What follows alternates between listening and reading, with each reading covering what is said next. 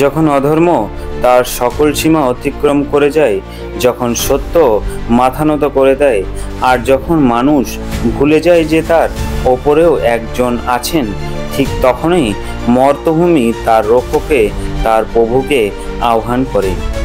তখনই আগমন ঘটে সেই দেবের, যার চরণধূলিতে স্বয়ং সময়ও কেঁপে ওঠে। যুগ যুগ ধরে চলে আসা এক গভীর আশা, সেই অন্তিম যুগের, যখন ধর্ম এবং অধর্মের মধ্যে ঘটবে শেষ মহাযুদ্ধ, যেখানে কলিযুগের সংহার হবে এবং সৃষ্টির নবজাগরণের শুভ সূচনা হবে। ভগবান কল্কির জন্ম ও গুরু শিক্ষা। সময়টা তখন কলিযুগের শেষ পর্যায়ে, যখন অধর্ম তার ভয়াল ও বিকরাল রূপ ধারণ করেছে। তখনই জন্ম নেবে এক দিব্য বালক, এক সাধারণ গ্রাম, কিন্তু তার উদ্দেশ্য হবে সম্পূর্ণ অসাধারণ।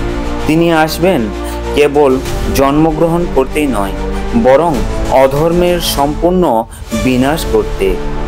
যখন ভগবান কল্কি 16 বছর বয়সে উপনীত হবেন, তখন স্বয়ং পরশুরাম তার সম্মুখে আসবেন। ভগবান বিষ্ণুর এই ষষ্ঠ অবতার, যিনি সপ্ত চিরঞ্জীবীর অন্যতম, যার হাতে রয়েছে কাল অস্ত্র এবং যার মুখ থেকে নির্গত হয় অমর জ্ঞানের বাণী। পরশুরাম তাকে প্রদান করবেন দিব্য জ্ঞান, ধনুর্বিদ্যার গভীরতা, তলোয়ারের তীক্ষ্ণতা এবং ব্রহ্মাস্ত্র তথা পাশুপাস্ত্রের মতো মহাদিব্য অস্ত্র ব্যবহারের কৌশল। এই শিক্ষা কেবল অস্ত্র ব্যবহার নয়, বরং শক্তিকে কিভাবে ন্যায়, নীতি এবং সত্যতার পথে ব্যবহার করতে হয়, তারই মার্গদর্শন। এই পথ হবে সেই অধর্মের সংহারে, যা নারী সম্মানকে প্রতিদিন লাঞ্ছিত করে এবং নিরীহ প্রাণীর ওপর অত্যাচার করে। আর সেই অধর্মের মূর্ত প্রতীক হলো কলি। এরপর আমরা ভগবান কল্কির সঙ্গী সপ্ত চিরঞ্জীবী সম্পর্কে জানব। পুরাণ অনুসারে অন্তিম মহাযুদ্ধে ভগবান কল্কির সঙ্গে এসে দাঁড়াবেন সেই 7 জন অমর মহাপুরুষ, যারা যুগ যুগ ধরে জীবিত আছেন।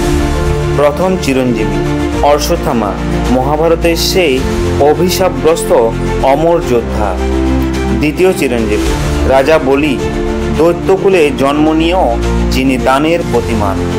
তৃতীয় চিরঞ্জীবী বিভীষণ, লঙ্কা রাজা, যার হৃদয়ে ছিল রামের ধর্ম। চতুর্থ চিরঞ্জীবী শ্রী হনুমান, স্বয়ং শিবের অংশ, ভক্তি ও শক্তির মহান সঙ্গম। পঞ্চম চিরঞ্জীবী কৃপাচার্য, মহাভারতের সেই অমর গুরু।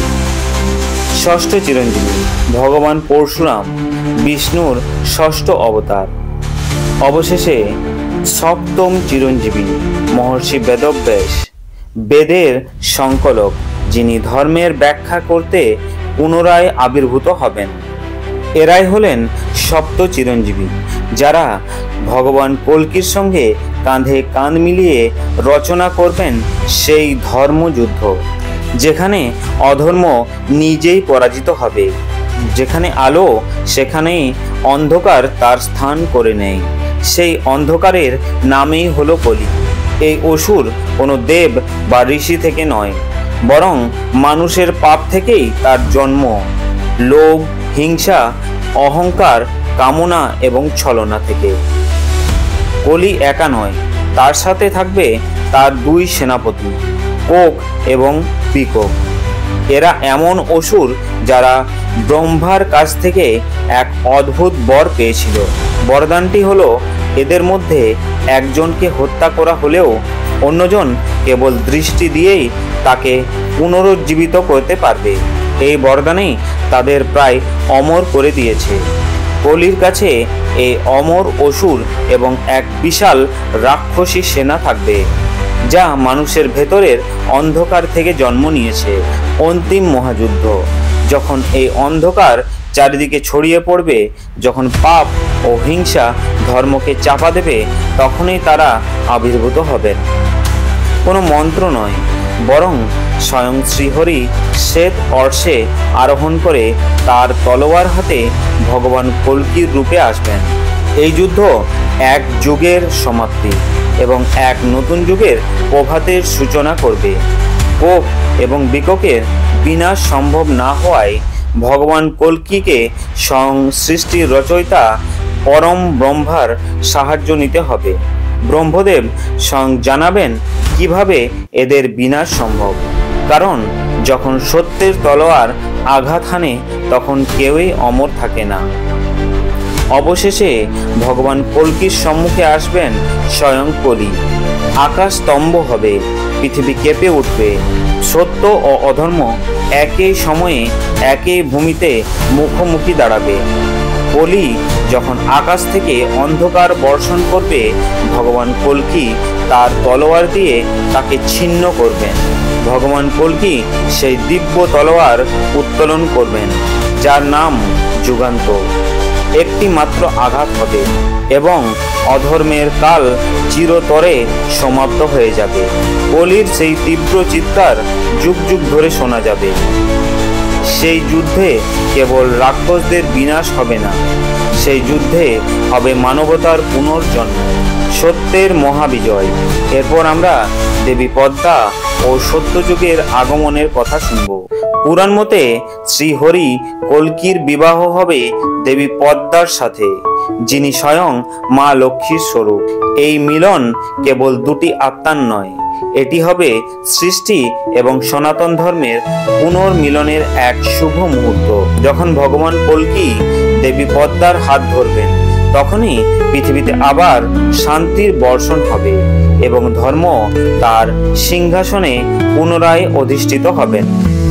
আর এরপরেই শুরু হবে এক নতুন যুগের, যেখানে কোনো ছলনা নেই, কোনো পাপ নেই, কেবল প্রেম, ধর্ম এবং আলোর ধ্বনি। এটাই হবে সত্যযুগের পুনর্জন্ম। শেষ বার্তা, বন্ধুরা মনে রাখবেন, ভগবান কল্কি অবশ্যই আসবেন। যখনই মানব সমাজ অধর্মের সামনে নীরব থাকবে, মানুষের প্রতিটি পাপ এবং প্রতিটি নীরবতায় তার তলোয়ারের প্রকাশের কারণ হবে। দর্শকদের প্রতি আহ্বান, বন্ধুরা এই পৌরাণিক কাহিনী সম্পর্কে আপনাদের কি ধারণা? আপনি কি বিশ্বাস করেন যে যখন অধর্ম তার সীমা লঙ্ঘন করে, তখন স্বয়ং ঈশ্বরকে অবতার নিতে হয়? যদি এই দিব্য কাহিনীটি আপনার হৃদয়কে স্পর্শ করে থাকে, তবে অনুগ্রহ করে এই ভিডিওটি লাইক করুন এবং আমাদের চ্যানেলকে সাবস্ক্রাইব করে পাশে থাকুন। জয় শ্রী হরি কল্কি।